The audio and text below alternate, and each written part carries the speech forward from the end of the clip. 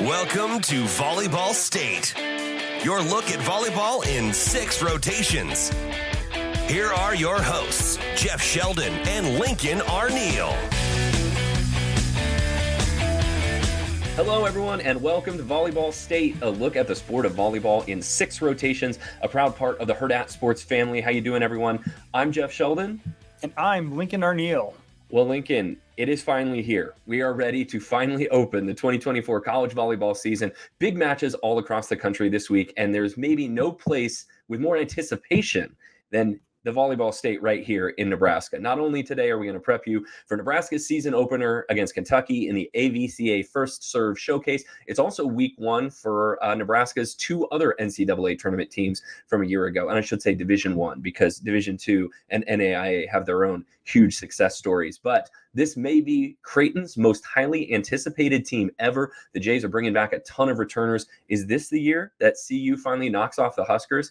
And of course, we don't want to forget about our friends at Nebraska-Omaha. They return a ton of contributors as well from last year's team that brought the Mavs to their first NCAA tournament. It is all Nebraska volleyball today on Volleyball State, and breaking it all down with us is going to be our special guest, Ana Bellinghausen of Hurrdat Sports. But first, Lincoln, before we take a look at the red-white scrimmage, tell the folks what you're working on and where they can find all of it on social media. Yes, we are on all of social medias. You can find Volleyball Pod, interact with us on Twitter and TikTok. You can follow me at Lincoln_VB. Read all my day-by-day tweets, and Huskers Illustrated is where I publish all of my longer form writing as well, too. So hey, tell them about the new thing also, the new thing that popped up in my email inbox like this. We're trying it out. I'm trying to do a little digest of the week that was, just kind of a more broader scope look at the world of volleyball. So we have a Volleyball State newsletter that comes out every Friday or Saturday. So whenever you get around to it. Whatever the schedule. I mean, I don't want to lock myself into Friday, Saturday, whenever Nebraska, there's a break in the Nebraska schedule. So, I'll try to get some more news out that way, and just things that catch my eye, some good reading to do. Tell everyone how they sign up for that. How do people get that? You can go to Volleyball State at Substack, volleyballstate.substack.com. Sign up there. You can read all the past ones there. It's completely free. So you just get it in your email, or I'll tweet it out. So volleyballstate.substack.com. And if you want to yell at me on social media while we're doing matches, you can find, of course, the show at Volleyball Pod on Twitter. You can find me at by Jeff Sheldon, BYJEFFSHELDON. You can find Lincoln at Lincoln_VB. And Ana, how can the folks find you? Because you're here, you're there, you're everywhere that volleyball is in this state. We want to welcome in maybe a little backdoor way of doing it. Ana Bellinghausen of Hurrdat Sports is going to be our guest today. Ana, thank you so much for being with us. Where can the folks find you on social media? Yeah, guys. Well, first of all, thank you so much for having me join the show. And you can find me at Ana Bell Media on X. And then, Lincoln, you didn't mention this, but State of Volleyball is dropping tomorrow night, 8 p.m. Central Time on Nebraska Public Media. And Lincoln, you make a special appearance in that. So really excited to see that all pieced together by that production crew. Yes, we'll mention that Ana is the host of that this year. Introduces all of the programs in the state as well too. Also talks to the Supernovas. You are big with the Supernovas. I mean, every week I seem like you're interviewing someone new, whether it's a baseball Hall of Famer or some College World Series stars. I mean, your talent knows I'm everywhere. I appreciate more than just one sport. So, well, Ana, you did some sideline reporting for ESPN last year too, right? Like, where are folks going to see you popping up on their screens throughout volleyball season this year? Yeah, for sure. I mean, besides social media with Hail Varsity and Hurrdat Sports, also be doing some TV as well, mostly in that postseason time. So I'll be with the Big East Digital Network, maybe even hopping on some games during the season, but for sure postseason when the championship comes back to Omaha and Creighton hosts that once again. So that'll be on Big East Digital Network. And then usually that championships game is on FS1 or FS2. So super exciting stuff for some more national coverage. And then first and second rounds, if Creighton hosts, which, I mean, they have the past few years, that'll be on ESPN+. So I'll be on the sidelines for that as well. So, yeah, plenty of good stuff to look forward to this postseason. Awesome. Well, we're going to get to Creighton in. Sorry, go ahead, Lincoln. I say Anna's very optimistic, giving a spoiler alert for. Yeah, you're already going to see me there, so I'm going to call it Hurrdat and Creighton. So there's no reason to think that the Jays are not going to have a very, very successful year. Yeah. We're going to talk about Creighton here in just a little bit and break down what the Jays are bringing back and some newcomers there. As the Jays, I think, are looking for their 11th straight Big East title. Mm-hmm. It's crazy the program that Kirsten Bernthal Booth has put together. We want to dive in, though, in rotation 1 to Nebraska. The Huskers held their red-white scrimmage on Saturday night, and then this is the shortest turnaround I can ever remember, Lincoln, between the red-white scrimmage and the season opener. It comes up on Tuesday night. Nebraska is going to open the season against Kentucky. We're in the AVCA First Serve Showcase. We're going to dive into that a little bit later, and I believe rotation 5. But first, red-white scrimmage. I was watching it at home, from the comfort of my living room with my screaming children. Lincoln, you were on site at the Devaney Center. I want to get your impressions. We'll talk about some players that really stood out to us. The first thing, though, that stuck out to me, even though I was not there in the arena, was this did not feel like a scrimmage. Not only was it sold out, you had the energy with the Big Ten championship ring presentation, I believe, at the intermission, but the level of play and the level of competitiveness that I was seeing on my TV screen was kind of off the charts. It is not, you would not have thought that was a preseason scrimmage between friendly teammates last night. I mean, with the way that the defense was flying around and even the blocks were getting good touches, this was a really, really high level of play. And I think, in some ways that might have worked against some of the players that Nebraska was hoping to stand out, because nobody was getting anything easy last night. Yeah, and I think that it goes to the defense. I mean, you could tell the intensity by the number of floor burns that Lainey Choboy and Olivia Mack were getting. They were all over the court. The block was very effective. I think they were pressing a little bit. I mean, you saw that from the service line, a lot of missed serves, but they really came out from the get-go. They got their fancy new rings. The crowd, it was a pretty exciting atmosphere too. They played some hype videos to get things started. And like you said, it was a full house, people up in the standing room only. So I really enjoyed it as well too. And I think it also helped. I mean, there was 2 full squads, so people weren't asked to do things outside of the normal routine of play. I mean, we didn't have a middle blocker who was playing 3 rotations in the front row, then 3 rotations in the front row. It was 2 full teams. They supplemented with some additional players too, but it really felt like a authentic match. Even the extremely long replay reviews as well too. So it felt like a regular season match too.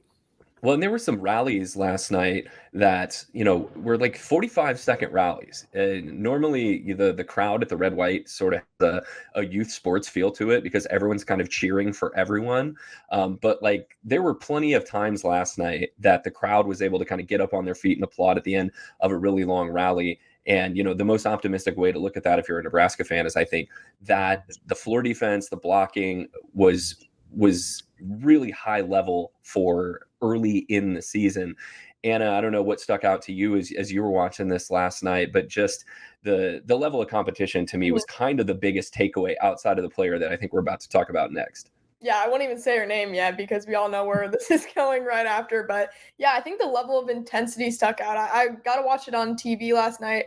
Wasn't in the arena, but you could tell that everyone was taking it seriously. I mean, even the coaches were calling challenges back and forth throughout the match. So you don't always see that during a scrimmage, but you have to think this is also an audition for a lot of these players still, right? They're trying to solidify their spot and prove themselves to Cook and that coaching staff. And I think everyone's in contention for a spot on those rotations. So I think it's, it showed a lot of what we'll see throughout the season, just with the intensity and the depth that this team has. But yeah, I mean, from a competitive standpoint, it was second to none. It pretty much felt like I just flipped on a Big Ten game really during the midst of regular season play. Well, sure. I think I said this on social too last night, is that whoever ends up playing, that means there's going to be some really good players on the bench. You're going to have you're going to have an All-American level outside hitter who is sitting on the bench at pretty much all times for Nebraska. Lincoln, what did you think? Yeah, for sure. I think someone asked us on Twitter, interacted with us and asked, how would the red team fare in the Big Ten? Would they be top 5, top 6 team? Because there is that level, that depth of talent, and just kind of like I said, the playing decisions, hopefully we'll see, kind of figure out what shakes out here quickly. But there was talent on both sides of the net, no matter how they configured. There was a lot of lineup swapping going back and forth. So they tried out 3 or 4 different lineups too. So even messing around with who's playing L1 and L2 in the different rotations. But I think we've hinted at it long enough. But it goes without being unsaid of who the MVP of the match was. It was Andi Jackson, right? Yes. Yeah. I mean, Andi Jackson, we had, kind of seen hints of it at that under 21 tournament, the NORCECA tournament that she and Bergen Riley played at this summer. But, Andi Jackson was one of the most impressive, physically impressive freshmen that I think this program has ever had. And then you saw her last night, you're like, oh, wait, she got better. I mean, the height that she was able to get, I think, I don't have the numbers in front of me exactly. I believe she had 15 kills and she hit over 500. 583. 580, a toasty 583 for the sophomore middle blocker. And just the velocity that she was able to get. And, usually your middles are in positions, they're one-on-one, they're short, the distance between them and the setter isn't usually that far. So it all lines up for middles to get these giant, arena shattering kills. And she had more than her share. And I don't even think that the setting to her was 100% elite from Bergen Riley last night. There were some balls that she was reaching for that were not, right on the money, that she was still leaving bruises on the red team's arms and stomachs from what she was able to do. Andi Jackson was, I think, absolutely the star of the show last night. Anna, what stuck out to you about it, what Andi was doing? I mean, I think the athleticism, it looked like she could jump out of the gym. I mean, there's this picture we posted on Hill Varsity, and I think her waist is almost at the net. It's crazy just how high she can jump. And I mean, we saw it in the intermission. She won lifter of the year, and it's obvious that her athleticism is there, very explosive. And I think this will be shown more when we see that debut of the state of volleyball. But John Cook and I talked about it, of just the confidence within Andi Jackson and how she's blossomed there. And he touched on it in his post-game press conference too. But Andi's finally believing that she belongs with Nebraska and belongs at this tempo and this level of play. And I think that is really shown throughout what she did in that scrimmage. And I think it's also interesting that a lot of players say it's the most nervous they've ever been in a red and white scrimmage, which sounds funny, because it's you should be, the most calm. You're in your home environment, everyone's cheering for you. But I think it's a nerve-wracking event, and for Andi to have that kind of performance under that sort of pressure, where there are eyes on her for where she's going to fit into this roster and where her improvements are. But I think that just said a lot about the player she is. But I mean, you also have to think she also just made a lot more eyes onto her throughout this season too. I'm sure every opposing head coach has picked up on the inkling that Andi Jackson is good, and we saw it with her connection with Bergen and how much that improved over the summer. But yeah, I think just that chemistry connection. But number one for Andi, I think, is confidence. For sure. And I think what we talked to her earlier this preseason too, and you mentioned that U21 tournament, the thing that clicked for her there was the interesting makeup of that team is that even though she's just a college sophomore, she was the oldest middle blocker on that team. They had 2 other middle blockers, Favor Nwamu, who I believe is a Texas commit.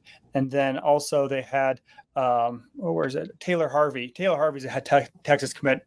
Favor's going to Stanford, I believe. But a high school, one that's going to be a college freshman, one that's going to be a high school senior. And they looked up to Andi and kind of show us the ropes. You're the expert at this. How do we go about playing middle blocker at an international stage? And she really, that kind of oh, I do know what I'm talking about. I can be the expert. And I think we're starting to see that belief in herself. When we talk about that confidence, that's where it comes from. And really, and I think the other cool moment for her was just getting to play across the net from one of her idols, Laura Stivrins, and getting to stuff the Stivrins slide on a couple times too. So that's got to be a surreal moment for her. Yeah, I want to talk about her defense for a second too. I mean, she was a really good offensive player last year. She hit 399 on this season, but she was not known as Nebraska's best blocker, and she probably still isn't, to quite honest. It's still a part of her game that is developing, her hand placement. Terry Pettit actually had a nice analysis of that, former Nebraska coach, that he posted on Twitter today when someone was talking about Andi Jackson and giving her all the accolades. She did have 7 blocks. He was clapping back at me. Oh, really? Ooh. Well, if anyone's going to clap back at you, fire late, might as well be Terry Pettit. All right, I'll take it. But I didn't know that. Otherwise, I would have definitely highlighted that embarrassment for you on the show. She had 7 blocks last night, which was really impressive. And yeah, a couple of them are against Lauren Stivrins, who, whose intensity is probably at a little bit different level than some of the players who were fighting for a spot. But that's one of the best middles that Nebraska's ever had. I don't think I'm making anything up saying that, but just the improvement from Andi Jackson was really, really outstanding last night. And she's a player that, is on a team of players that have all gotten some kind of like Big Ten recognition. She's not the player that was the Big Ten Center of the Year or the Big Ten Freshman of the Year or first team All-American like some of her teammates. And so, if you're other coaches, now you're looking at this and they're like, oh, Nebraska's got another toy to play with, this year. Great. That's fun. Thanks for that. I would love to talk about it just for a second, a couple of the other roles as well, because I thought there were some moments really for all of them. Rebecca Alec had 6 kills on the night, still trying to find the best connection, I would say, with Bergen Riley, but is always really, really good defensively. And then Layla Blackwell, I thought, had some moments where she was outstanding last night too. And she's going to make this a really tough consideration, I think. I still think that maybe Alec and Jackson get the start for the season opener, but Layla Blackwell is not going to, go down without a fight for one of those positions too. Yeah, and I think what we'll see from her is a little more rotation. We've talked about this during our preseason preview where some of the middles got worn down. But I think, what I was surprised by or pleased by was just Layla Blackwell's explosiveness too. She's not the most flashy athlete, but she gets the job done. Really came on those last 2 sets and just doesn't have the explosiveness maybe of an Andi Jackson, but is always in the right position and just has years of experience to know how to set herself up to get her hands on blocks. And I think she had 9 kills as well too. So she had 9 kills on 16 swings and I think 7 blocks, if I'm looking at this right, maybe 5 blocks actually. I'm trying to do quick math. It's hard when they split them up between the red and the white teams, and you have to look at box scores for both of them. Yeah, but she was really good. Mm-hmm. Anna, what do you look at the middle blocker situation? What's your take on how that could unfold this year? I know, because you bring in Layla Blackwell, which I think is a much needed part of the depth. I'm glad that happened, and I think you see the competition, I think, take a tick up after that scrimmage, and you just get to see Layla out there and how much energy she brings, and that was the word that Cook used to describe her in his post game. But I think the other thing is the experience with Layla. You're bringing in more NCAA tournament experience. In San Diego, had been to the Final Four, if I'm not mistaken. And so it's, it's so much experience that you can't necessarily replicate or replace. And you also have her perspective from a different conference and being one of the best blockers in that conference versus bringing it to the Big Ten. So I think she brings a really unique perspective. It will be interesting to see how it shakes out. I do agree, though, that I think it'll be Jackson and Alec that get the start. But I think halfway through the season, you could see that switch, or maybe it's a few matches into the season. You don't know, but I think that'll be a constant battle. But the good thing for Nebraska is I think you get the same production no matter who's out there. And then it's just the question of, okay, what is Andi Jackson's ceiling? Is she going to be, Big Ten Player of the Year-esque, or how is she going to develop more and more? Because, we only have a small sample size of what we've seen, but I think it'll be a really interesting position to watch. I would say outside hitters and middle blockers for the two positions I'm most curious about. Last thing I'll add about the middles, and then we can move on to the outsides, is I was trying to think of who Blackwell reminded me of, and she's just really smooth. I think she's super tall. She's 6'4", and she does not have the athleticism of a Lauren Stivrins or an Andi Jackson. But when you're 6'4", you don't necessarily need to. She's technically really good. She kind of reminds me of this run of middle blockers that Minnesota would have, where they would just, everyone would kind of do things the right way, and no, they weren't jump touching 10-5. but like they were really, really good. And that's what Layla Blackwell reminds me of. She's clearly very experienced. She's played high level volleyball for a long time. And, she's just going to do things the right way, I think. Yeah, I was trying to think of who she reminds me of too. I was trying to think of in the Nebraska world too. I don't know if Melissa Elmer is the right comparison too, but I feel like it's a high compliment. Melissa Elmer has the most blocks in school history. So, but she wasn't very flashy, but she got the job done and really used her high volleyball IQ to get her hands on balls and play defense that way as well too. Mm-hmm. The outside hitters is something that is the position that we're really looking forward to seeing on Saturday night. Lincoln, did you come away from watching last night with, hey, these are very clearly your starters, or do you have an order of how you would kind of rank these 4 contenders coming out of this match? No, I don't. But I think, there's clearly 3 of them. Skylar Pierce did a good job, but you could tell that she was soaking up the new environment. I think when we talk about nerves at the red-white scrimmage, I think there may have been some of that for her, and she struggled to find a rhythm. But I think the other 3, Harper Murray played well. Then Lindsay Krause and Taylor Landfair, they kind of got off to a slow start, but when they both switched sides, both that 3rd and 4th sets, they both really kind of elevated their game, which is interesting that they both did at the same time. I don't know, was it a setter connection or they just kind of found their rhythm. The lineup seemed to favor Harper Murray because she played with the white team, which was kind of all the starters from last year's, all 4 sets. And then Lindsay Krause started with them before switching with Taylor Landfair for the last 2. So again, I think you can't do any wrong. You kind of ride the hot hand, but you saw good things out of all of them. And I don't know. Mm-hmm. I don't know if you saw enough to make any judgment calls off of the match last night.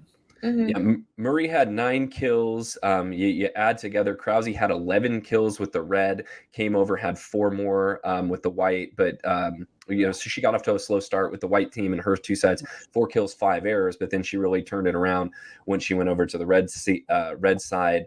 You look at Taylor Landfair, 8 kills with the red, added 4 more with the white. So 12 kills for her. And yeah, like I said at the top of the show, whoever is out there, that means there's going to be a really good, 2 really good outside hitters on the bench. And so I always kind of thought that going into the season, this is going to be the biggest challenge for Nebraska's coaching staff, is to kind of manage this situation. Make sure, that's a lot of mouths to feed, not just at outside hitter, but at some other positions as well. And just to kind of keep everyone happy or keep everyone pulling on the same rope, throughout the season, even if maybe you're not playing as much as you think you should. That's going to be the biggest challenge that I think this coaching staff has. Anna, what did you think of the outside hitters last night? Yeah, I think Coach Cook has been super transparent about the fact that he doesn't know who's going to start, and it probably will be maybe even a gut feeling with who he's going to go with, because I truly don't think you can tell. And it might be one of those things like, if it's not broken, don't fix it until someone maybe isn't doing as well, or God forbid an injury or something like that. Like, something might need to happen for these other outsides to truly get the time that, they deserve for the level of play that they obviously can be at with, you talk about All-Americans sitting on the bench, and that's not always the best thing for players, but I think it'll show a lot about accepting roles. And I think that might be a huge theme for this Nebraska team, is because they are so deep at outside that these players will have to accept roles that they might not want or they might not think they deserve. And I think that will show just the cohesion, and truly, if you should be okay with sitting on the bench if you're wanting to have what's best for the team, right? If that's what's working and that's what needs to happen, you have to accept that role wherever it may be. If it's clapping, great. If it's killing the ball, great. Like it has to depend on what's best for the team at that moment. But as for the player specifically, I really couldn't tell much difference. Like Lincoln, I couldn't give you, hey, here are the starters tomorrow. And I think Cook's probably losing sleep over that, honestly. Taylor Landfair, I think, settled in. I think you saw her have some bad swings that she was kind of like shaking her head at a few times, but I think she also proved later in that match that she can rebound from that. And and really find her stride. Same thing with Krause. I mean, she's also obviously coming off injury and not playing for a while. So I think her progression will be one to watch as well. I think Harper looked great. And then Skylar Pierce, like you mentioned, looked a little shaky at first, probably some nerves. And I mean, there's so many options on the outsides that it's tough to say. But yeah, I think it'll be a lot of role acceptance, and that's tough to do, especially at this level. So I think it'll be an interesting thing to watch progress as the season goes on. Yeah, I think the question is how much leash does Cook kind of give them? We saw this last year a little bit. I mean, Batenhorst and Krause were kind of in a similar situation too, where no one knew who was going to start. Someone may start for one match, but they replaced, and then that person would start the next match until they kind of fell out a rhythm or someone else got a hot hand. So that's going to be interesting to me is how much leash they are each given. And I really mean, we've talked a lot about their attacking, but I don't think the positions are going to be determined by attacking. It's going to be passing and serving. Who can play that sixth rotation? And I think that's where, I mean, Harper Murray has a slight advantage. Krause played some in the first set. She played back row, but I think that's going to be the ultimate determinative of who's playing out of that group is passing and serving. I'm glad you brought that up. I was going to slide that in if nobody else did. Is I think Harper Murray has kind of grabbed one of those starting spots just because she does everything.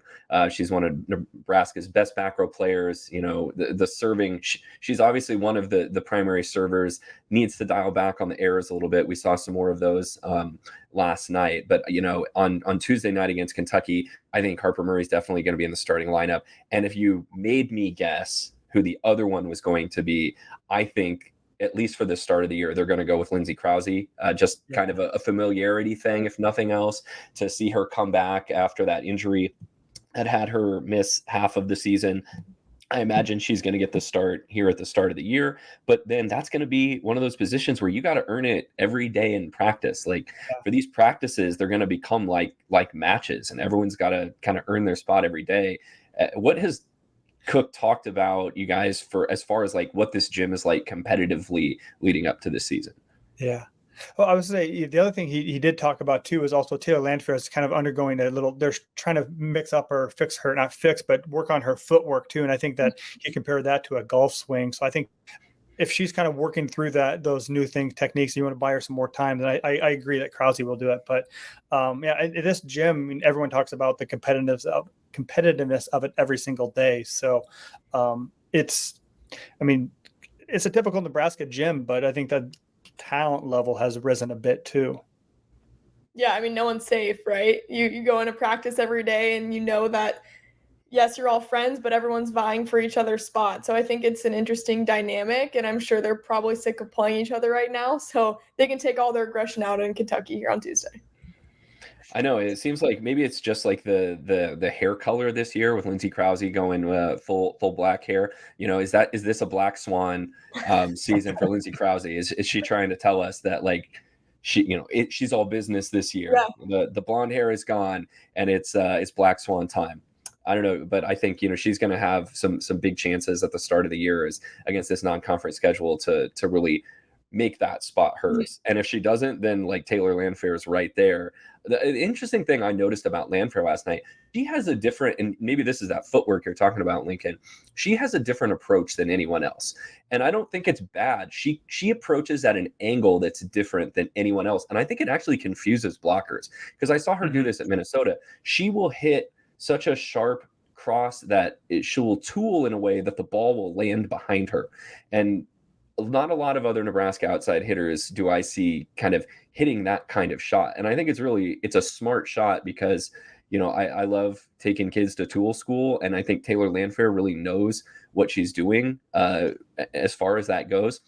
I just thought it's a really kind of interesting, you know, almost it's bringing a changeup off the bench if the blockers are used to sort of making one motion against Murray and Krause, and then you bring this other player off the bench who hits it at a different angle that you're not used to seeing.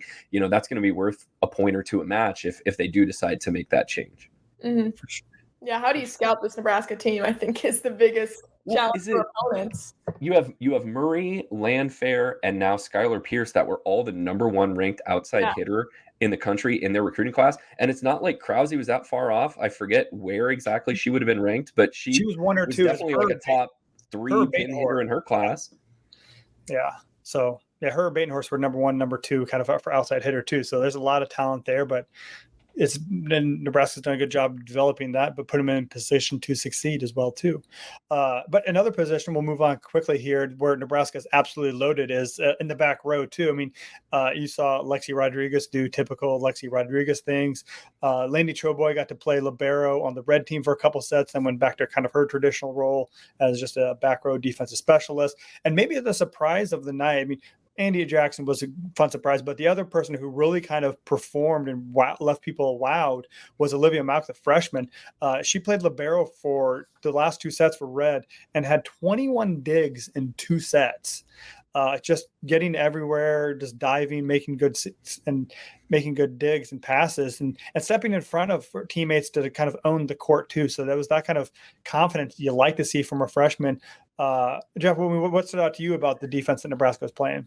Absolutely. I mean, well, first of all, kind of like I said at the top, the effort stood out, because defense in almost every sport is very effort intensive. Like if you're hustling, if you are trying, like you're going to be a good defender. And just those long rallies that we talked about earlier come from defensive players making these big saves and covering their hitters. And I want to definitely talk about Olivia Mauck, because she was a revelation to me. I had not been able to see her play that much before.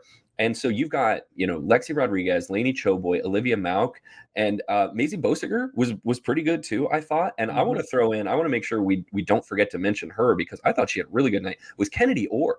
Kennedy Orr was making digs that I'm like, what? Nicklin Hames was a really good defensive setter. Kennedy Orr kept some rallies alive. And I thought set a pretty good match when she was, running the red team too. Makes you way more comfortable, I think, if you're a Nebraska fan, to know that there is a capable backup now behind Bergen Riley, that if, she's sick or injured or something, that Kennedy Orr could step in and do a pretty good job. Olivia Mauck was outstanding. And kind of this, I don't know, I had this silly thought as I was rewatching the match last night, is there's so many, like Choboy, Mauck, Rodriguez, those 3 could go probably name their starting job at most Big Ten schools for the libero. And if trades were a thing in this sport, like what could Nebraska get by trading Lainey Choboy or Olivia Mauck to a team who really needed back row help? Like, could you get a starting outside hitter? Could you get a starting middle blocker if trades were a thing? Just, it shows you how much, kind of riches Nebraska has been able to stockpile in those ball handling specialists. Mm-hmm. Yeah, I mean, is there a better back row than you'll find at Nebraska? I mean, if you look across the country, is anyone beating this back row? No. I mean, I don't think so. And they can't. Now, the thing is, they can't all play, but like you need 2 of them out there probably at all times. And Lexi Rodriguez is always going to be out there. But like just the luxury to, have someone come in and know that, you're not going to be able to cheat and serve like the DS or get a tip to fall down against a player who just come in the match, like is got to be really frustrating. Yeah, for sure. Yeah, that was the takeaway too, is Nebraska's going to be another problem to figure out playing time too. You're going to have an All-American or back row specialist on the bench at any time, or figuring out who's a serving specialist. Maisie did a good job with that as well too. But yeah, I mean, the other point, you mentioned Kennedy Orr. This is the Kennedy Orr everyone kind of maybe imagined when she came in, another number 1 recruit, but just finally looked healthy, looked like she was in control of the net. She had 4 kills as well too, and just was a force to be reckoned with. It didn't feel like it was an A versus B. It felt like it was A1 versus A2. And I was, really impressed with her, and she did a really good job. And it's kind of fun to see her making plays out there and not have to worry about, cringing whenever she's going to dive for the ball. But the other thing that helps her, I think, is the rule change. Her, when she was running that 6-2 a couple years ago, she got called for so many double contacts, but now that rule's been eliminated. And she would have last night too if the rule was still in place. But regardless, I thought she had a really good night. I mean, I don't know if after last year that the coaching staff's opinion on redshirting players had changed just with what happened with Caroline Juravicius, but like, do you even broach the subject with them on trying to redshirt, either Mauck or Bosiger, just to create a little separation between them and Lainey Choboy? Or do you just kind of roll with it and say, hey, we're going to manage whatever we need to manage as the year goes along, and then at the end of the season? I just personally think like the way that the transfer portal is in this sport now, like you can't redshirt kids. Like you got to look for ways to play them. And if not, you just have to be very open and honest with them about their role on the team. And if they still decide that they want to leave and go play somewhere else, then okay. But I don't know if anyone's going to redshirt on this team this year.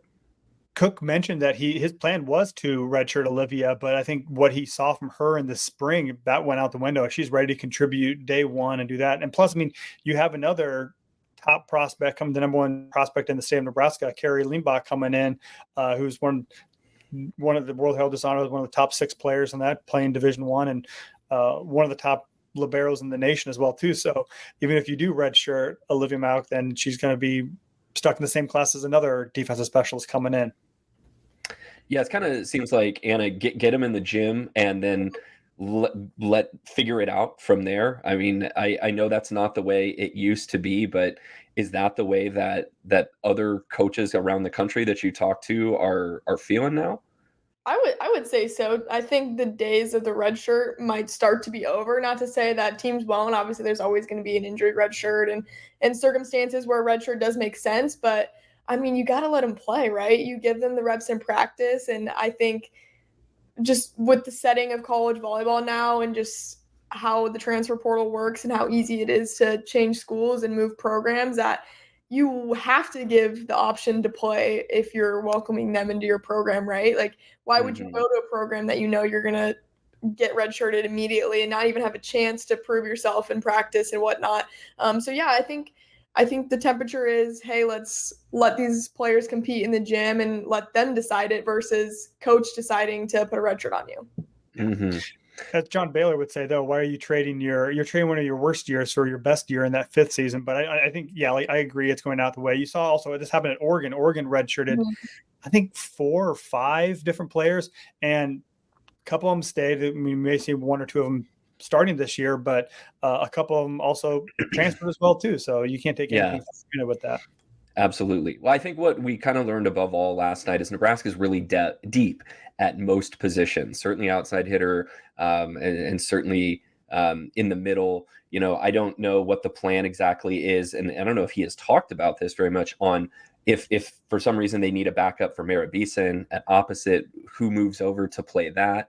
And then, we saw there's 3 middles on the roster. That's probably enough to get you through a season. But just, because you needed 4 last night, we got to see Lauren Stivrins make her return to the Devaney Center.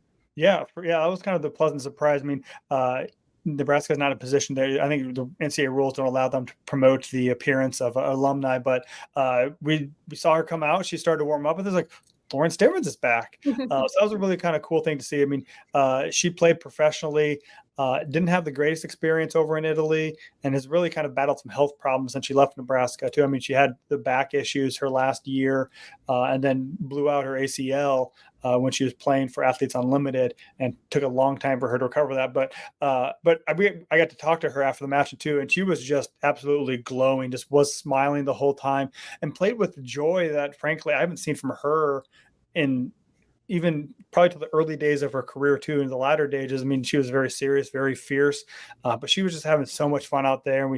And she kind of emphasized that, like, it felt so good to come back and be amongst these team, and watching she played with this year's seniors. They were freshmen on that 21 national runner-up team that she was on as well too. So she enjoyed seeing them grow up, and is good friends with Layla Blackwell, who played with her sister at San Diego.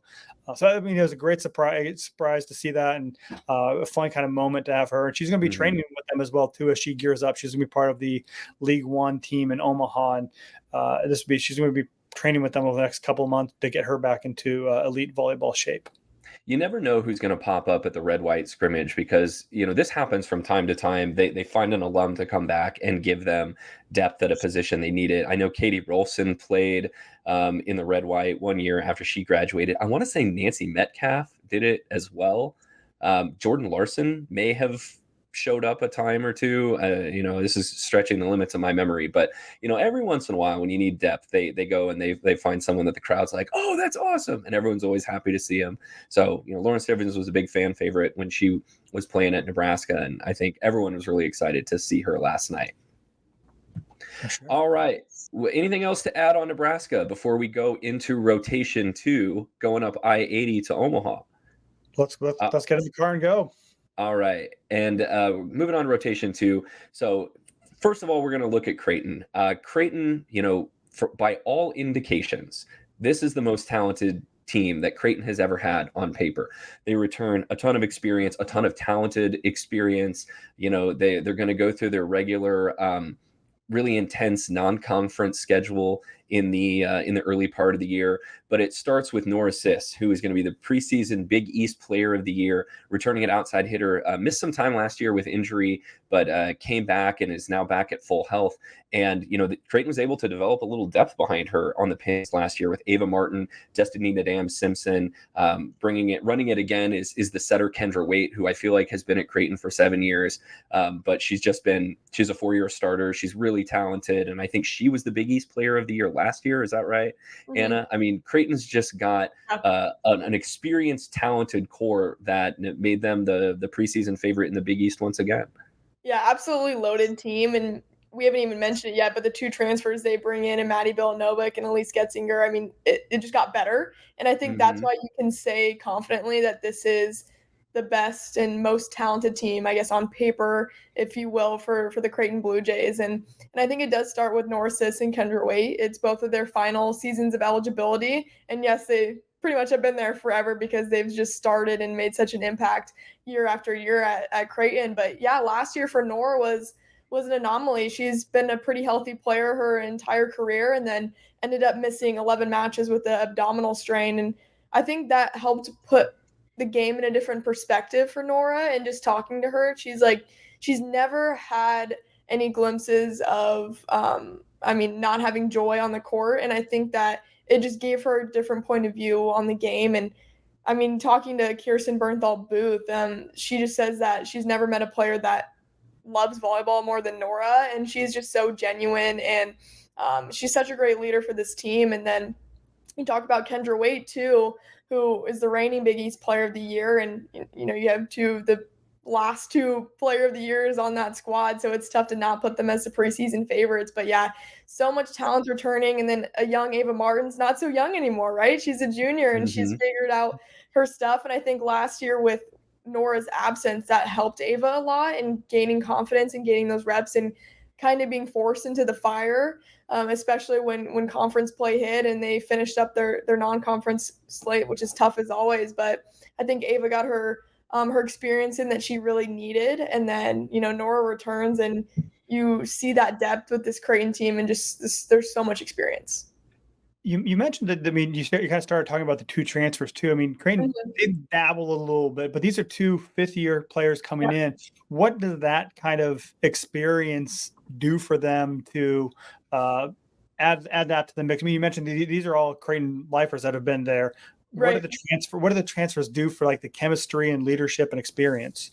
Yeah, I think it's exciting because Coach Booth hasn't necessarily brought in too many transfers over the years that she's been there, and especially the 5th year. So starting with Elise Getzinger, she's a middle blocker, and so she was just a senior at Kentucky last season. So this will be her final year of eligibility, and she won a title with Kentucky playing on that national championship team as a freshman. So she brings tons of experience and also just a culture mindset that I think you can't teach, because when I talk to her, she's like, well, to hell with going to the Sweet 16. Like, I want to go win a national championship with this team, because the Sweet 16's been the ceiling for Creighton so far. They haven't really gotten over that hump. Saw a 5-setter loss last year to Louisville in that Sweet 16, but they haven't gotten to the Elite 8 or the Final 4 yet. But Elise, I think, brings in this mindset and this excitement of, hey, I've been there, I've done that.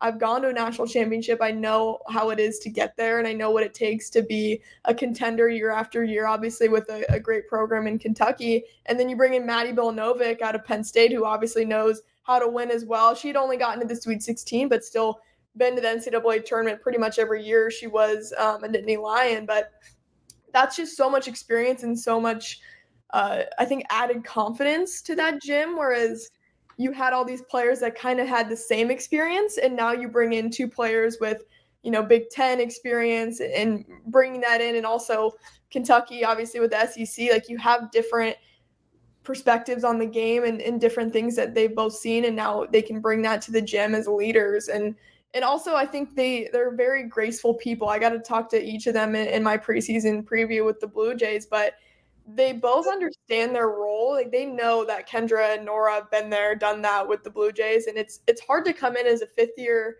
and be a leader and not step on toes. And you don't want to come in and say, hey, change this, change that, right? You want to be graceful in the way you do it.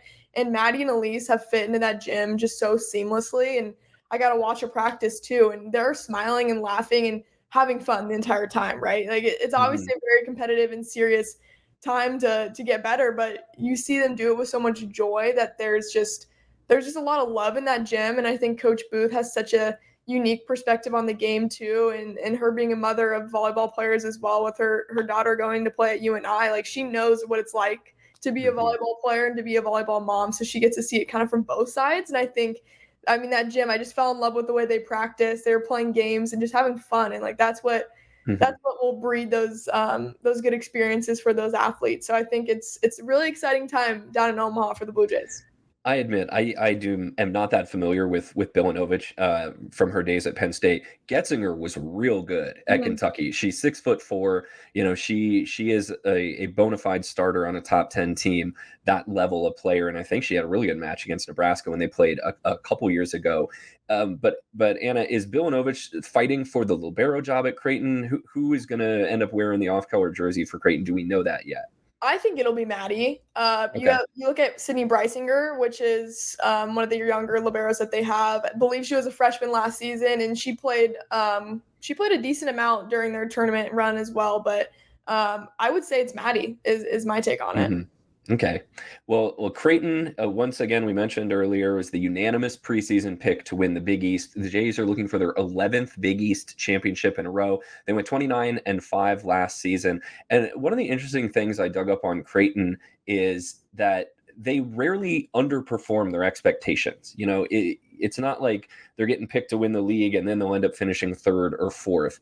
In Kirsten Bernthal-Booth's 21 years at Creighton, 19 years they have either finished at or above where their preseason expectations were when it relates to their league finish. And the two where they didn't, it's not like they cratered, they just finished a spot below where they were picked. So Creighton, to me, that sort of paints a picture of a very, very steady program. And I'm not damning with faint praise when I say that, because the expectations within that league for them could not be higher, and they just continue to hit it every single year. Yeah, I mean, you look at the Big East, and it's not known as a volleyball conference per se, but I think it's gotten a lot better. But you still have Marquette, who is usually in that top 25 right alongside Creighton. So there is competition, and St. John's is usually, near that bubble line as well. But I think you see that progress, and you also have that target on your back every single year.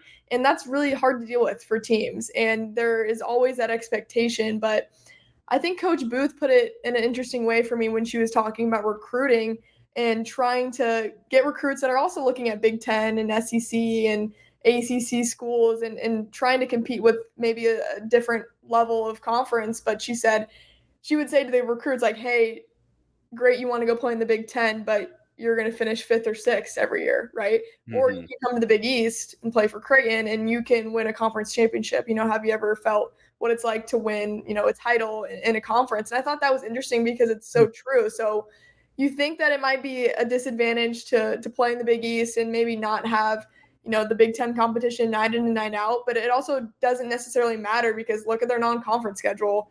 All 11 opponents were top 61 in RPI last season. So they are playing those top tier teams no matter what the conference is.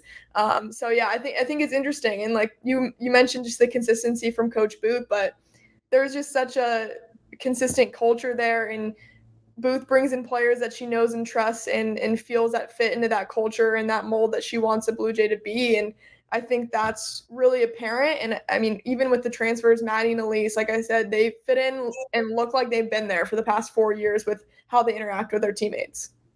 For sure. You mentioned that schedule that Creighton has. I mean, their non-conference schedule. I mean, it kind of starts nice for them. They play their first 5 matches are all home matches. They play NC State. That's they open with.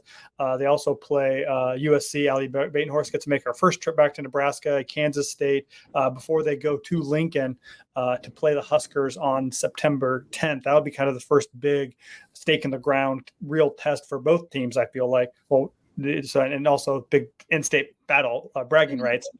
But then they go to Louisville on September 15th, the team that you mentioned they lost to in those regional semifinals in 5 sets. That would be a big match on ESPN as well, too. And then they also play Purdue. Will be at they go down to Kansas and they play Purdue at the Kansas tournament there. So I like. It's nice to have kind of that opening weekend, get some of the kinks out, figure out your identity, and then they really test themselves too. I mean, do you feel like what they learn in the non-conference can carry over and really kind of get through some of the soft middle or soft underbelly of the Big East to prepare them for a postseason run? Oh, 100%, because you're seeing so many different types of teams, and Coach Booth puts together a gauntlet of a schedule, right? I mean, I mentioned it, top 61 RPI for every single team that they're playing. I think it's just impressive, just the standard that they have to jump into right away. And yes, they have like a little bit easier matches to start things off and to, get acclimated at home and whatnot. But yeah, to your question, I think it does propel them for conference play because you really get into the thick of it. And they're sweeping a lot of these teams in the Big East, right? I mean, you look down their schedule from last year, it's 3-0, 3-0, 3-0, but like for that to be the expectation, you have to have those prior games in the non-conference to really, I think, test and solidify what's going to work when you hit postseason, right? Because you have to draw upon a lot of that experience in the non-conference slate is when they're going to 4 sets and 5 sets. And I think sometimes that can be a disadvantage for teams that play maybe in an easier conference because they aren't getting to feel what it's like to play a 5th set. And that is very different. And they have to be used to that tempo early on, maybe in those non-conference. So I think that's why Coach Booth challenges them so much. And obviously for placement come selection Sunday, when they're obviously getting picked to see what seed they are, you obviously want the best, the best teams that you've played and the best resume. But yeah, I think there's so much that can propel them from the non-con to conference and then ultimately that postseason. But like I said, I mean, the Big East is getting better. There's teams that could surprise some people. And when you're familiar with teams and coaches so much, like anything can happen on a given night too, right? It's not always, oh, we're going to sweep this team here and there, and that they might not be a threat in your mind, but you have to take every opponent seriously and treat them with the same amount of respect. And I think that is fostered in that non-conference slate where you are respecting and understanding every opponent so well. Then you go into conference play and, see your familiar teams, but you're like, yeah, we know that in the non-conference, we went to 4 and 5 consistently. We have to, be on our A game and kind of have things solidified and figured out from that non-conference slate to have success in the Big East like they always do. Some mid-major schools have to schedule really tough in the non-conference just to make the tournament, so their RPI is high enough. Creighton's actually progressed to the next level where one of the reasons they're scheduling like this is they need to get 1 or 2 marquee non-conference wins so they can be a top 16 host. Because just the numbers work out over a long period of time that if you're a host school, your odds of making it to the second weekend are just so much higher. If Creighton is able to play at DJ Sokol Arena in the first 2 rounds of the NCAA tournament and not have to go up to like Minnesota or down to Kansas, they're that much more likely to make the second weekend. Creighton right now is trying to reach their first ever Elite 8 and of course Final 4. Anna, what do you see as the big key on what they have to do to take that next step from a really respectable program that makes the Sweet 16 to the next level? Because that's where I see the biggest kind of jump in the college volleyball hierarchy is how do you get from the Sweet 16 to the Elite 8? Yeah, I mean, it's a really good question. And I brought that question up to every player I talked to in that preseason preview of just, hey, what's this team's ceiling? Where do you want to be? And everyone said Final 4 national championship. And that kind of like took me aback. I was like, whoa, you're saying this day one, right? Of course, everyone's goal is to win a national championship, but they're serious, right? They have the talent to get there. And I think the biggest key is how do the new transfers mesh together with this team? I think it's going to it's going to be a heavy load on Elise Getzinger and Maddie Bilanovic of how quickly can they fit within this system and how quickly can they make an impact, because we know what Norris can do. We know what Kendra Wade can do. We know what Ava Martin can do, right? I think it's going to be every other component besides those three of how they mesh together, and again, how quickly can everyone make an impact and be effective of whatever their job may be. But I think that's the big key, is how do the transfers fit in, and then Norris and Kendra Wade just have to play like themselves is really the thing. And I think that's the key, really. Just do what they've been doing. Don't try to fix anything. Don't try to change anything. You just bring in more experience and more talent to take it up a notch in Maddie and Elise. For sure. Excellent. Yes. So Creighton hopefully stay healthy too. They've been plagued by injuries in the past, but I think they have the potential to kind of break through that ceiling this year. It'll be fun to kind of watch how they navigate non-conference. But let's move on to rotation 3, talk about another team that's building off of a historic season. UNO, Nebraska-Omaha, qualified for their first ever NCAA tournament last year. Suffered a loss in the first round, but hey, I think it was kind of fun to see the program get there. Coming from a 1-bid league, you have to perform that last week in November to get into the dance too. But talking about the experience and kind of reloading of Creighton, Omaha is almost in the exact same spot too. They return several big playmakers, really led by McKenna Rush, led the team in kills, attack percentage, and block. And then her counterpart, Shayla McCormick, the other outside hitter, McKenna Rush is a middle blocker, but Shayla McCormick was the outside hitter. She was second in kills, led the team in digs. Callie Jurgenmeister was injured part of the year, but can't come back. And then setter Ivy Luke, another Omaha Scott grad. She ran a 6.2 last year, but her counterpart transferred, so it could be her show to run too. So out of that group, I mean, Anna, who kind of stands out to you as kind of the focal point of Omaha, the person that kind of leads them onto the court? Oh, I mean, hands down, it's McKenna Ruck, and I think she just brings so much experience. It's her 5th year, and Coach Buttermore always jokes, it feels like she's like the grandma of the team, right? She's just been there year after year, and she's such a staple, but such an important piece. And I mean, through my conversation with Coach Buttermore, I asked about, McKenna and what stands out to him about her. And he said it was just her vision, just how she sees the court so well. She can take feedback and give it back to her teammates and kind of intake that in a positive way, and also find ways to adjust. And what she said about, or what he said about McKenna was that at middle, like you can slow her down, but you're not going to stop her, because she can find ways to adjust to teams and opponents. And I think McKenna's just has it about herself, where she knows what she's doing. She's been there, done that for the team, and just has that confidence and that swagger on the court where she can adjust if things aren't going her way.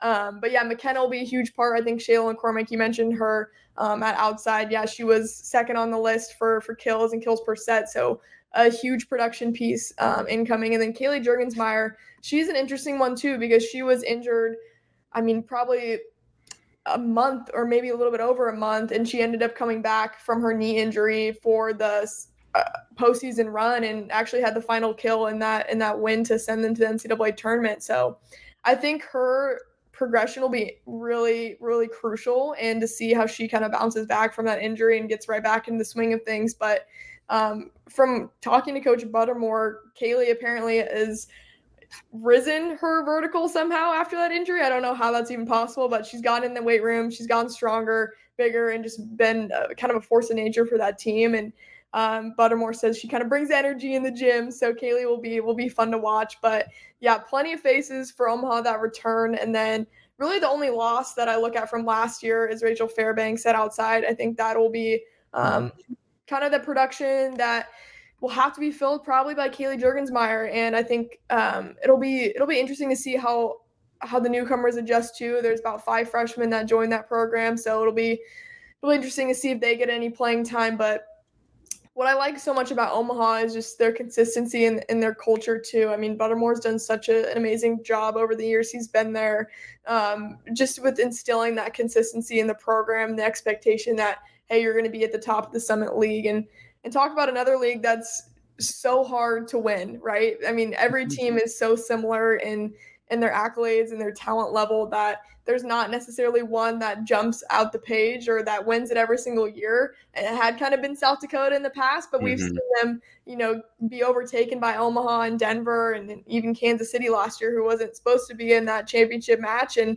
they made a hell of a game with Omaha going to 5 and Omaha had to reverse sweep. So it's a fun league. I think it's so underrated too.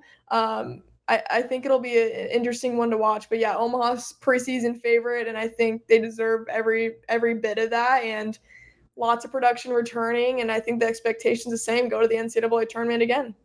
I'm actually really impressed with the schedule that Omaha was able to put together. They're actually playing an exhibition. We're recording this on Sunday afternoon. They played an exhibition match against Missouri today, which more and more schools I've noticed are doing. Iowa State, Minnesota played an exhibition the other day. Wisconsin played an exhibition. I'm interested to see if Nebraska kind of gets on that train in the years to come. But UNO gets to host 2 home tournaments, and they host big name schools like Houston, Wyoming, and Washington State at Baxter Arena in their home opening tournament. They're going to play another tournament where they're hosting Drake and Oklahoma before they go out and play Long Beach State and play at a tournament at Pepperdine before the Summit League starts. I'm wondering, is the reason why UNO is able to get teams to come to Omaha and play is sort of recruiting? Like in no other sport really are there a bunch of great prospects in the middle of the country like there is in volleyball, and these schools can come in and kind of take a look at Omaha, because when you look at how UNO and Matt Buttermore has built this into a really solid program, there's a lot of Omaha and then Omaha area, Western Iowa kids on that roster. Yeah, I mean, I think recruiting standpoint, Matt Buttermore has done a great job of, if you look down their roster, it's tons of Omaha and just Nebraska kids. But yeah, I think there is so much talent. I think the ties are pretty deep with Buttermore, and I'm sure he gets asked about plenty of players throughout the season too. And just having that recruiting pool of Omaha and Lincoln, and then, everywhere in Nebraska, I think is huge for other teams that want to come in and try to take a look as well. But yeah, I think there's a lot of respect with the program Buttermore's built, and I think he's found those relationships with other schools to make that non-conference a strong one and bring them to Omaha. Also, you're coming to a great facility in Baxter Arena. You have Terraflex there. It's a nice facility, huge arena, and I think that's also a draw too of the gym that they have and just the production they can pull off there. So yeah, I think it is a huge. It's a huge thing, because when you think about it, yes, the Summit League is a one bid league, but also when you're getting placed on selection day, it does matter of how you fared against those non-conference opponents. And if you can sneak a win or two into that, non-con slate and, get your RPI a little bit higher, that might be a difference between maybe a 1 seed line, right? Like going up or down one. So I think that is also a huge motivation of why they, bring in those non-con opponents and kind of can create those relationships too. But yeah, I think it's huge. We know there's talent in Nebraska with those kids, playing at Omaha, and I think Buttermore's done a good job at keeping them in. An example is McKenna Rook too. You see that the program's been building and players do want to stay and play in Omaha. It's pretty cool.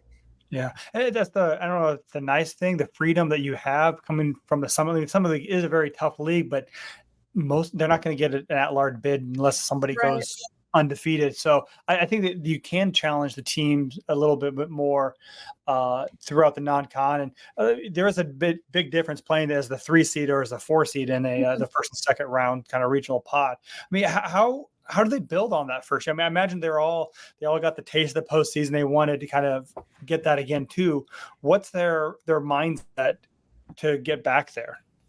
Yeah, it's kind of the thing where you get a taste of it and you don't want to let it go, right? It was the first NCAA tournament for Omaha, and then I think from there it's just finding little ways to get better. I asked Coach Buttermore kind of what success looks like to him, and he's so funny if you ever get a chance to talk to him, because just the way he speaks about his team, it feels very serious, but he's such a funny guy too. But all he talks about is just pass and serve, right? It's the simple things, it's the little things, right? And that's such coach speak, and he knows it too. But he's like, it's true. I don't know what you want from me, because we do need to do the little things correct, and that's what will put us in the in the right position to get back to where they want to be. And also they got to take a trip to Italy. So they had that foreign tour allotted by the NCAA. So they had extra practices and extra time to get together, which I think will serve them really well. But I think the motivation is just to get right back where they were, right? And they know and understand the grind of the Summit League, and anybody can beat anyone in that league. And I think they have that target on their back. But I asked Buttermore if he even talks about that. He's like, no, we don't talk about that. We don't talk about the number 1 seed. We don't talk about any of that. There's no target on our back. What are you talking about? And this year, the Summer League tournament will be in Kansas City. So Omaha will have to go on the road again that last part of November. If they want to get back there, they have to win either 2 or 3 matches down in Kansas City. So that's a great thought. You mentioned talk to Matt Buttermore. You talked to Kirsten Berthel Booth as well, too. You can see Anna talk to all the coaches, plus some supernovas. Monday night, the State of Volleyball will premiere on Nebraska Public Media at 8 p.m.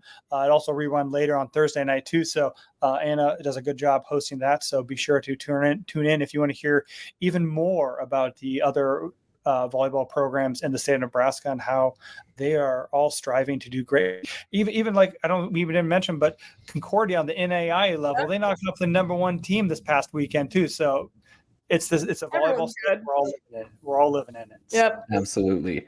Well, hey, let's move on to rotation for our special guest today, Ana Bellinghausen of Hurrdat Sports. We want to look at the Nebraska is going to open the season on Tuesday night, and I've never seen before. It gives me a little whiplash to go from the red white on a Saturday to the season opener on Tuesday.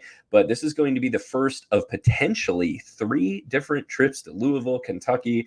Everyone can hit the Muhammad Ali Museum, the Bourbon Trail, the Louisville Slugger Museum before going to the Yum Center to watch Nebraska open the season against Kentucky on Tuesday night. It's going to be at 6 p.m. Central on ESPN2. Kentucky, let's take a look at them. Lincoln, they had a slow start last year. They were 2-6 to open the season, and you wouldn't know it by how they were playing at the end of the year because they turned it around, had a 15-match winning streak take them through the end of the SEC schedule. And I remember when we were doing our NCAA tournament prediction shows that I thought it was going to be Nebraska and Kentucky in the regional final in Lincoln. Kentucky ended up losing to Arkansas in 5 in the Sweet 16, and then that Arkansas team gave Nebraska the scare of their lives in the Elite 8.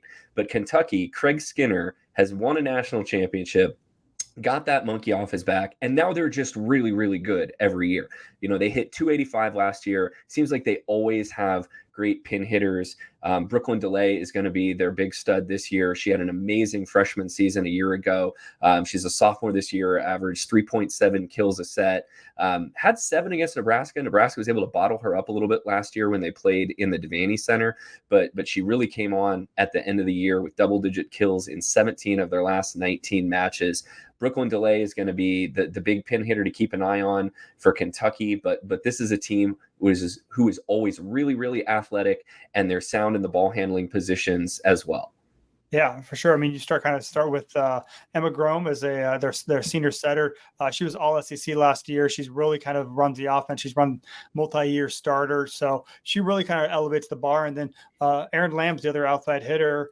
Was also a multi-year starter. And then Megan Wilson averaged 2.4 kills per set when she played at outside hitters too. The one thing I always remember about Brooklyn DeLay, when they played at Devaney Center, they're the team that Nebraska had like that minute-long rally against. That was going back and forth, back and forth. I remember charting it out, and just Brooklyn DeLay had so many attacks during that before Nebraska ultimately won that. That was my one memory, standing memory from the 4-set win that Nebraska had against Kentucky at Devaney Center last year.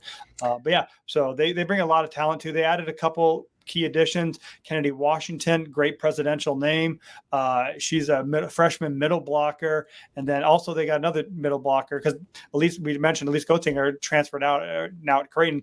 They need help, reinforcement. So they got a transfer from Xavier Delaney Hogan is filling in the spot there too. So again, these are all top notch. They're ranked number 9 to start the preseason. They're playing their home state on Tuesday night. So I saw Craig Skinner on Twitter was begging for team fans to show up in blue, fill Louisville with blue in the stands. So be careful out there and enemy territory, Kentucky fans, but they'll show up. Yeah, and I feel bad that I didn't put her name down in our show notes. Their libero is really good too. And sorry, Kentucky fans, I forgot to put her name down, but she was like SEC Libero of the Year. So Kentucky certainly has a lot of talent. They were another team that was able to spend some additional time together in the spring. They went on a tour of Japan. Nebraska's done foreign tours in the spring, several times, and it gives you a little bit more time to build relationships, but also play more matches together. So, Anna, Nebraska's no stranger to opening the season, against a really high level opponent. Is this something that's important for Nebraska to how much of a finished product do you expect to see on Tuesday versus, we should take this at face value that it's the first match of the season, no matter what happens on Tuesday? Mm-hmm. I mean, I think it should be used just as a measuring stick of, hey, this is where the Nebraska team is right now. I mean, the expectation's obviously to win that match if you're the Cornhuskers, but I think it'll give them a good gauge of, hey, here's what we liked, here's what we didn't like, right? And I think it's such a solid opponent to start with, whereas you might not get that in a typical non-conference start to the year where it's an opponent that probably has no chance to take even a set against Nebraska versus you're playing Kentucky, which we know will be a competitive matchup. I think that'll be huge. And it'll also probably tell us a ton about who starts it outside and who gets that nod throughout the season, right? I think it'll be just another audition and another test for the team, but this time it's the real deal. It's prime time Tuesday night. And Coach Cook talked about it too in his press conference before, but since volleyball doesn't really get that week zero that college football does, this is kind of the college volleyball showcase on that Tuesday night. It's the first day that they can play and compete on national television. So it's that time to say, hey world, watch volleyball, watch college volleyball throughout the season. Don't just forget that this amazing sport exists because college football's on, right? So it's a big deal, right? National television, it's going to be on ESPN. So it'll be a huge test for ESPN2, close. But still national TV, but it'll be a good test for them to start the season and kind of see where they stack up. For sure. And yeah, Lincoln did some Insta show research and dropped the libero's name in our show notes. Eleanor Bevan, excuse me, is a very, very talented libero. So, Nebraska's going to have their hands full on Tuesday. I'm usually not in the prediction business. I still think Nebraska takes this one in 4. I think there's going to be a lot of people they might draw 15,000 people for this match because Wisconsin and Louisville are also playing after Nebraska and Kentucky. Nebraska gets to be the lid lifter in that. Lincoln, anything else you're really looking for on Tuesday night to keep an eye on? No, I think it'll be a great atmosphere, a good showcase of elite volleyball talent in the state and the nation too. I think it's going to be, there's a lot of other things you'll learn, I think, that night too from Kentucky. But I'm going to stick around. I'll be in Louisville. I'm going to stick around for that second match. Hopefully I'll be able to write a quick story so I can watch Wisconsin and Louisville, two other top teams watch that. So all of our questions and speculations, we'll see how much of it get answered on Tuesday. But again, Nebraska opens the season at special ABC. But I will say that there will be some different things to keep an eye out for. There will be some rule changes too. There will be no linesmen. I believe they're using Hawkeye as a replay. So they'll kind of do some different tweaks. I'll have more on that in my story tomorrow. But the rules will be slightly different. Again, they're a special event. So that'll be fun to see how that goes. And hopefully they can upgrade replay systems so we don't have to stare at a standard definition TV to make these calls. Law only exists in Northern Kentucky as a concept anyway, from my experience. Anything goes. We're just making things up as we go along. We're going to move along to rotation 5. The reason we're looking ahead to this weekend, we were not going to have another show midweek. You're kind of looking at one show a week during the season, dropping on Mondays. So Nebraska, after they play Kentucky on Tuesday, is going to come home and have their home opener in a little bit more traditional setting, the Emeritus Players Challenge. They're going to play 2 schools from the Lone Star State, Texas A&M Corpus Christi and TCU. So I'm going to get us started with Texas A&M Corpus Christi. Huskers play them on Friday night at 7 o'clock. That match is going to be on Nebraska Public Media, which you can see if you are here in the great state of Nebraska.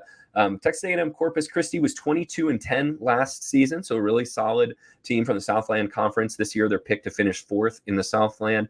One thing I thought was really interesting as I was looking through records of last year for the Islanders from Texas A&M Corpus Christi is every single one of the matches they played last year was either in the state of Texas or Louisiana. So they didn't have to venture too far for their schedule. Their big player to watch is going to be their senior outside hitter, Kendall Payne. She's the 2-time Southland Player of the Year. She's going to get a ton of swings. She averaged about 4 kills a set last year and hit 290. And so she is kind of the standout player to watch for Corpus Christi, who Nebraska is going to play on Friday night at 7 o'clock. Yeah, I was going to say, even if you're coming from Corpus Christi and you're staying in the state of Texas, I mean, that still could be a that's the bottom of Texas. long trip. That's all the way down there. Yeah. But so Nebraska will then take on TCU Saturday at 7:30. They went 17-15 in 2023, went in the Big 12, were one of the kind of teams in the middle of that pack. But they were one of the last teams in the NCAA tournament, and they validated that selection by winning their opening round match against Florida State. They are led by Texas transfer Melanie Parra. She played 1 year at Texas, or was on the team for 1 year, and then really went to TCU and really blossomed. She was the preseason Big 12 Player of the Year too. I mean, she had averaged more than 4 kills per set last year, and even had 2 matches where she put up 34. So she is a offensive machine and really kind of the focal point of their offense too. They also have Lily Nicholson, who for the second half as last season as a freshman as well too. So they really have a lot of weapons out there, and Melanie Parra, she's worth the price of admission herself too. In case you want even more volleyball action, Oklahoma is going to be in town. They'll play both TCU and Corpus Christi on the nights when Nebraska doesn't play them. So Nebraska's not going to play Oklahoma, but Oklahoma will be in Lincoln. Bummer too. Like, I would love to see Nebraska serving it up against Oklahoma. And no Sergio Restrepo coaching Oklahoma anymore. Mansfield, right? Or one of the Mansfield brothers. One of the Mansfields, yes. One of them coaches at K-State, one coaches at Oklahoma. Yep. I'm just gonna flip a coin and say yes, it's Jason Manfield. That's Aaron's at Oklahoma, Jason's at K-State. Man, I apologize. TCU actually did, under their previous coach. TCU came and played at Nebraska in the NCAA tournament about 6 or 7 years ago too, and really made a good showing of themselves, even though Nebraska won that match. So Corpus Christi, Fort Worth coming north to Nebraska this weekend. And Lincoln, you're going to be there. You're going to be, living at the Devaney Center for basically the rest of the season. Yeah, I got apartments in Louisville and Devaney, next to the Devaney Center. That's where I'm staking out my claims this year. We've kind of touched on a couple of the other matches on the season opening weekend. Anna told us, reminded us that there's no toe dipping in college volleyball. There's no week 0. Everyone's just sort of thrown into the deep end, which makes it, to me, one of the more attractive parts about the sport. We move on to rotation 6, our final rotation. There's some huge matches on opening weekend, and it starts on Tuesday after Nebraska plays Kentucky in Louisville. Number 3 Wisconsin versus number 6 Louisville in the ABCA First Serve Showcase. Wisconsin is right up there with Texas and Nebraska as far as returning talent and highly anticipated players.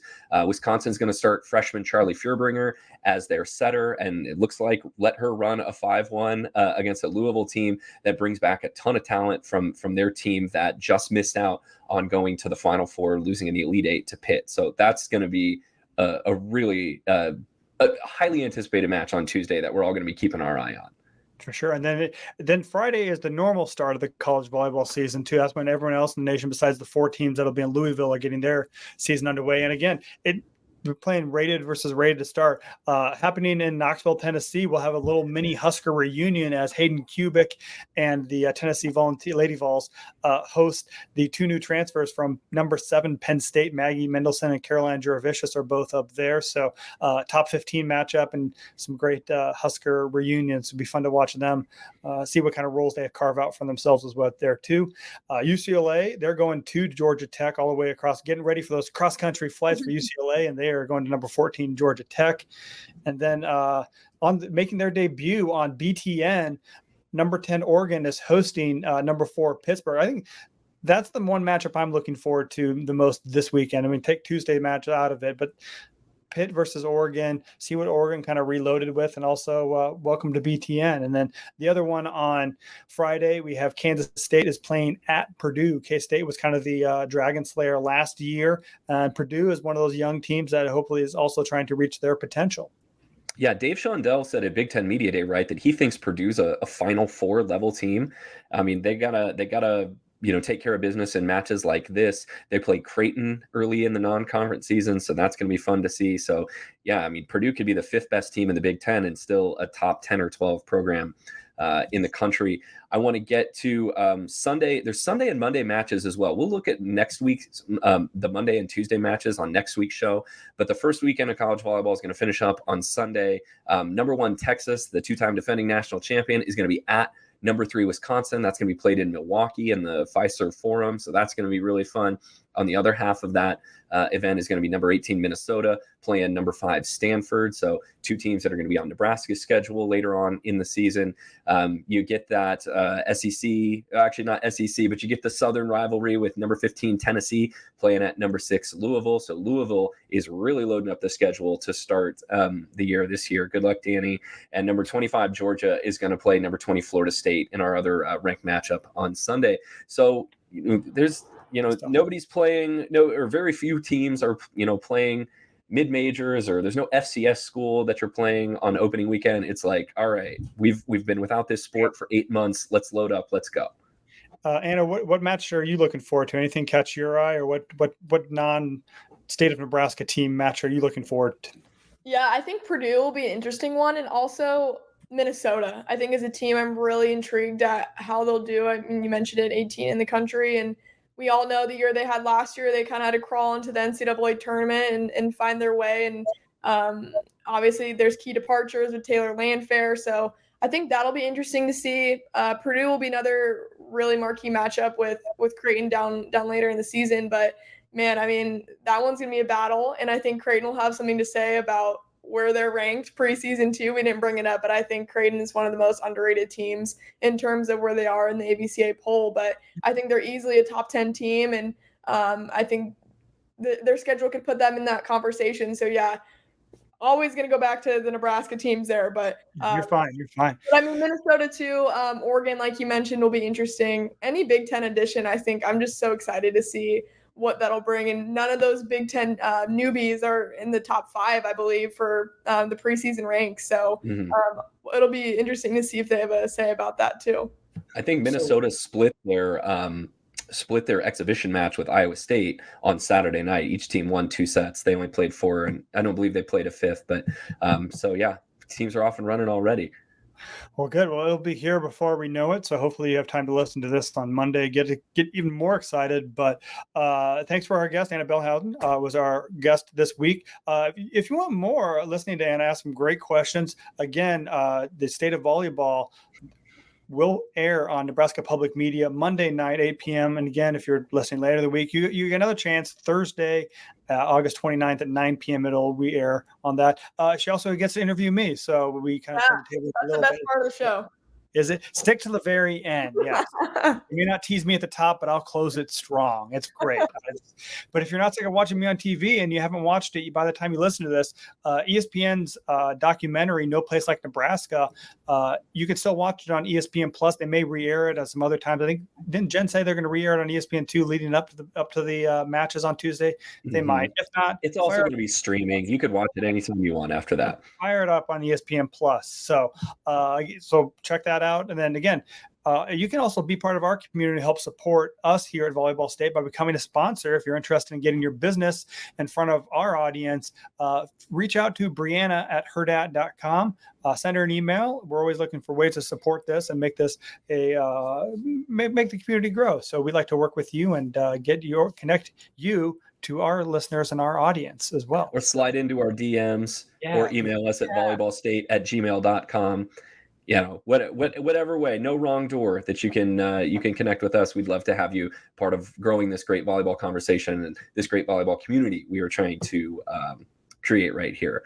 Also, you can do that by subscribing to this podcast. If you have not yet, I don't know why you wouldn't have if you're listening to it, but you can subscribe, leave us a 5-star review. We would really appreciate that. You can also watch us at any time once the show goes up on the Hurrdat Sports YouTube channel. You can see all of our smiling faces and our messy, messy homes when you do that. Also, we have merch. I am wearing my bald set spike. Me and Lincoln are really the only people I think that we like micro targeted this shirt for, but that's okay because we love it. You can buy all sorts of Volleyball State merch at hurrdatsports.com/shop. We've got Justice for Liberos. We've got merch with the show logo on it. You can tell yourself, it's a not so subtle secret handshake that you're part of our volleyball community. I want to see you at Devaney Center wearing that too. So yeah, reach out to us on Twitter. Anna, where can they find you? What else you got in the pipeline? Yeah, at Ana Bell Media on X, and then on Instagram at Anna Marie Bell. But yeah, you can find me on any Hurrdat Sports and Hail Varsity channel doing interviews. Also, all of our press conferences. You can find pretty much anything Huskers on Hail Varsity, and then plus Creighton, Omaha, and tons more coverage on Hurrdat Sports. So you can't go wrong with any of those channels. And then, find me on TV. I don't know when exactly I'll be on. I guess it depends on how Creighton does this postseason too. So they better host so I can go back on ESPN. But before December then. But cool. Awesome. Well, thanks for joining us today. Thanks to Kahm Broham for producing today's show. Thanks to Hurrdat Sports. Again, follow us on social media, on YouTube, and whatever your platform of choice is. And thanks for living in the Volleyball State.